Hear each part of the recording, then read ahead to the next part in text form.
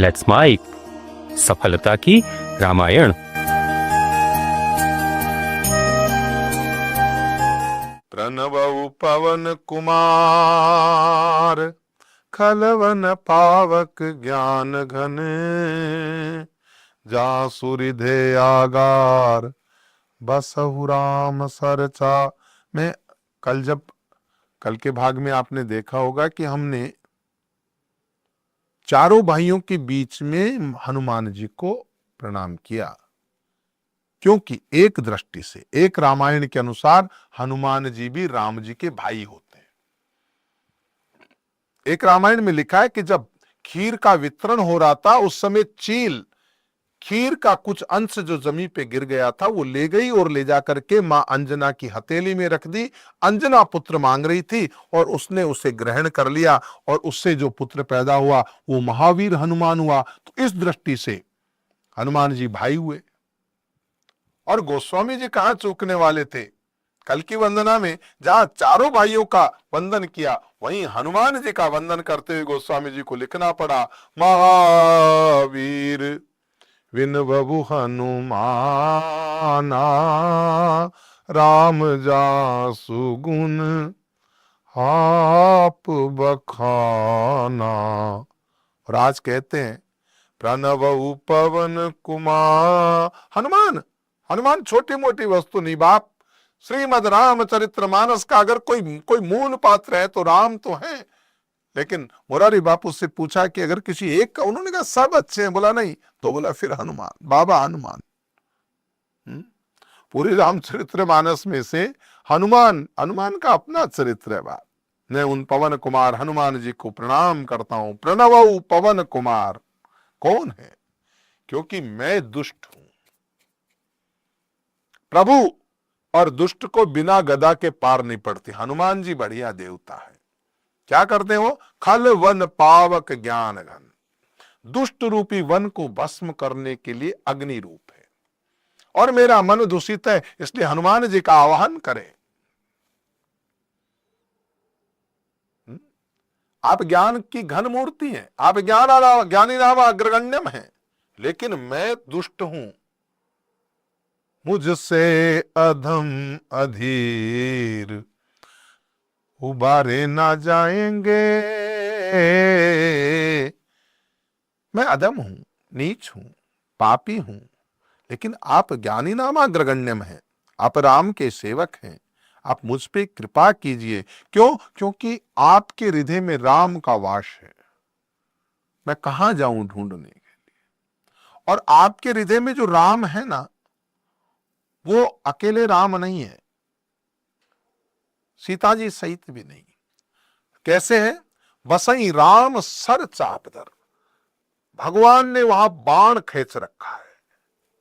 इसका मतलब वो बाण निशाचरों को खत्म करने के लिए आपके हृदय में। कैसे है राम? कौन से राम आपके हृदय में? सर चापधर। वो राम जिन्होंने धनुष बाण धारण कर रखा है, तो वो मेरे विकारों को, मेरी दुष्ट आदतों को खत्म करेंगे। ऐसे हनुमान जी को प्रणाम करते हैं। प्रणवउ पवन कुमार, खलवन पावक ज्ञान घन।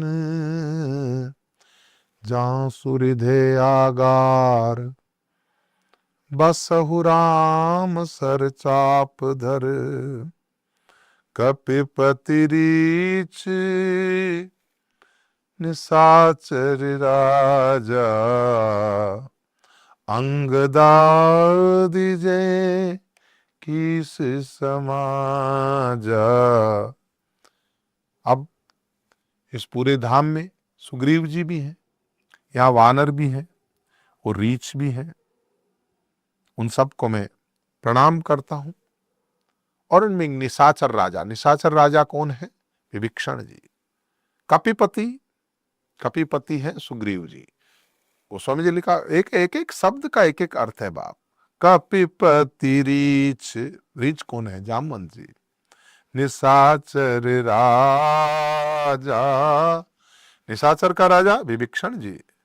अंगदादि जे कीस, अंगद जी के सहित भी जितने भी वानर हैं उन सबको गोस्वामी जी कहते हैं मैं आपके चरणों को प्रणाम करता हूं।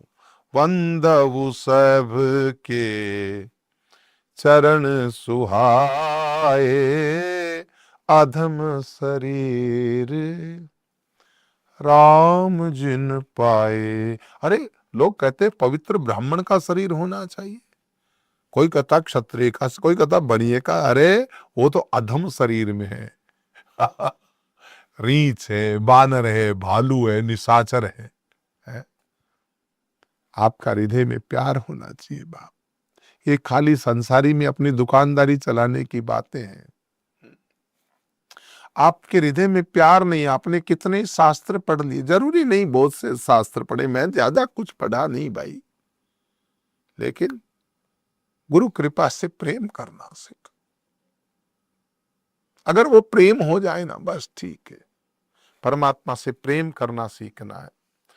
रघुपति चरण उपासक जेते, खग मृगन सुर नर असुर समेत। और भी जो भगवान के चरणों के जितने भी उपासक हैं, जो पशु, जो पक्षी, जो मनुष्य, जो असुर, जितने भी भगवान श्री राम के चरणों के उपासक हैं, गोस्वामी जी कहते हैं मैं उन सब के चरण कमलों की वंदना करता हूं, मैं उनका वंदना करता हूं। वंदउ पद सरोज सबके रे, मैं सबके चरण को वंदन करता हूं। क्यों? जे बिनु काम, बिना मतलब के भगवान के चरणों के चेहरे थे। कुछ लोग तो क्या स्वार्थ की वजह से बड़ी भक्ति करते हैं, लेकिन वो लेकिन इनको कोई लेना देना नहीं बाप, कोई लेना देना नहीं, कोई स्वार्थ नहीं। तो परिकर धाम की वंदना चल रही है। आइए सुखदेव जी महाराज का, सनकादि का, नारद मुनि का, जो अति प्रेम के पुजारी हैं, जो परम ज्ञानी हैं, श्रेष्ठ मुनि हैं, उनका वंदन, जो भक्ति का मार्ग दिखाने वाले, नारद भक्ति का सूत्र है, उन सब को मैं प्रणाम करता हूं। तो गोस्वामी जी लिखते हैं सुख सनकादि भगत मुनि नारद। सुखदेव जी, सनकादि, मुनि नारद जी, जय मुनिवर विज्ञान विसा, जो मुनिवर विज्ञान के विशारद हैं, उन सब को मैं प्रणाम करता हूं।